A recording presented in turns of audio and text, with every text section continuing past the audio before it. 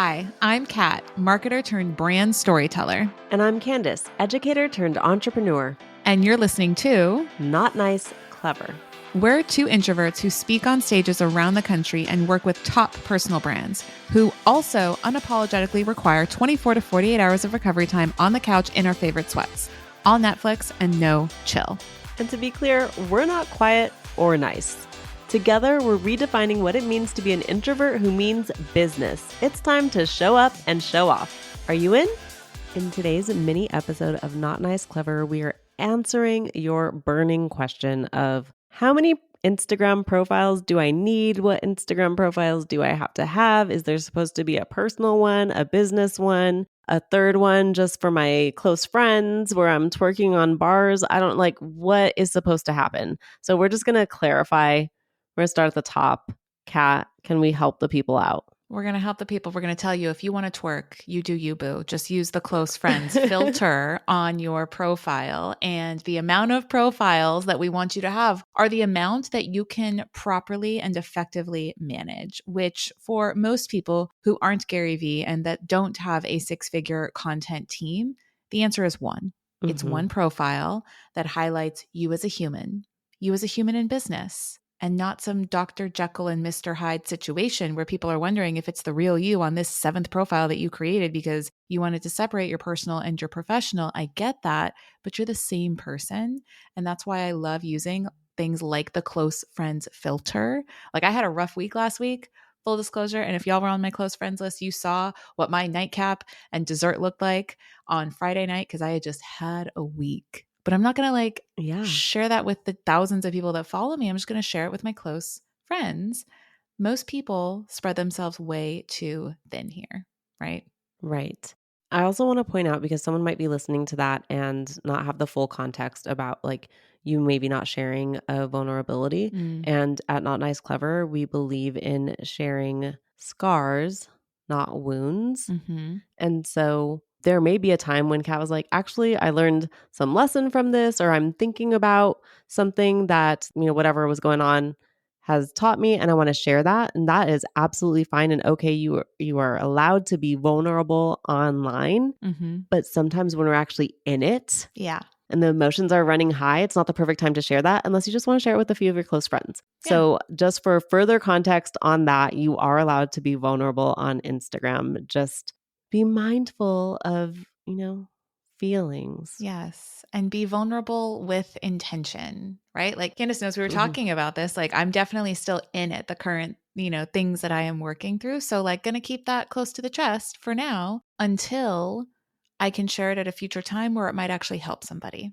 Yes. Where it's intentional, it's purposeful. It's not just like, oh my God, Kat's like vomiting TMI in her stories again. And not just like, woe is me. Like that is not the vibe that you're trying to create. That's not helpful. No.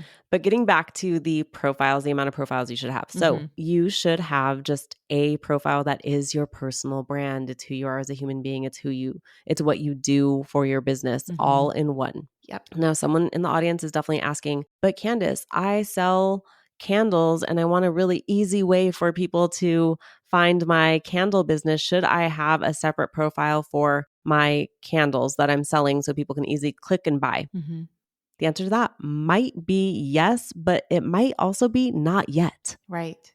Like, how many candles are you selling? Are you selling enough candles that you have money to hire someone to run your candle Instagram? If so, then I'd probably say, sure, that sounds like a great idea. But if not, then sell your candles from your Instagram stories or Etsy or wherever you need to sell them from for now, and then build towards having that place. Because we know that you're going to have the most impact and build the most relationships from your personal brand Instagram, not from your business Instagram. Like Kat and I don't know, we have 400 followers on Not Nice Clever. People don't follow us on Not Nice Clever. They don't. They follow our personal brands. And I mean, if you don't follow, please follow. Follow now. But that's, if we only had a Not Nice Clever Instagram, we would not be doing the amount of business that we're doing. So focus on your personal brand Instagram first. Agreed. And the only thing that we would want you to do in the interim to set yourself up for success is to park the handle, right? So get the handle that you want, have a link in bio on that profile, have maybe, a 3-grid or a 6-grid photo, but treat it like a landing page. It's not an active additional profile that you need to be marketing on, like Candice said, unless you have somebody that can be dedicated and focused. Like, you can own the handle, but all the activity, all the engagement, all the selling, all the community building, that happens concentrated on your personal brand Instagram.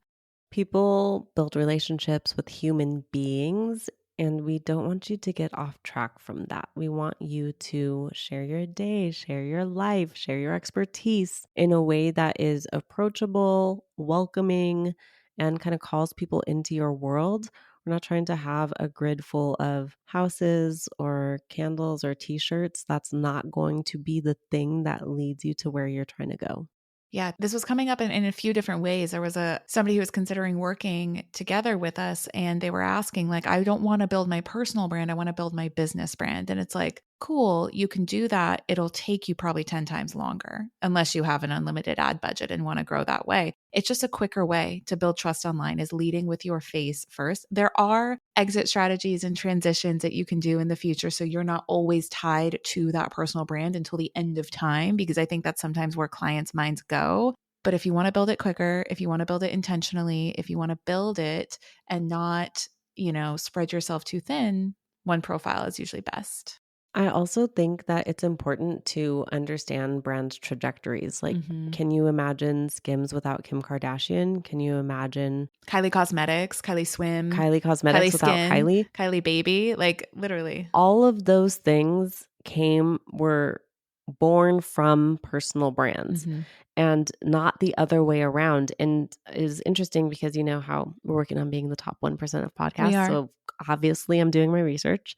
And a lot of the people who are in the top 1% or who got there quickly are people who already have had established careers outside of podcasting, and they brought their audience over with them to podcasting, right? And I want you to recognize that many of the people that you admire or the brands that you love were born out of a personal brand that already existed in some way. So when you're like, oh, but Skims has its own Instagram, I want you to remember that that can only happen because Kim had her personal brand on point. Amen. Whatever you think about Kim and the Kardashians, I love them. You cannot argue with their strategy and the results. And also Candice loves them. I love Courtney and Travis together. I'm a hashtag Kravis fan. So, okay. Oh boy. Chloe's my favorite. There we go. Oh, cool. I love Chloe's honestly my second favorite after Courtney. Yeah. I mean, I love anyone who is a marketing genius. And so the Kardashians are up there for me. They are.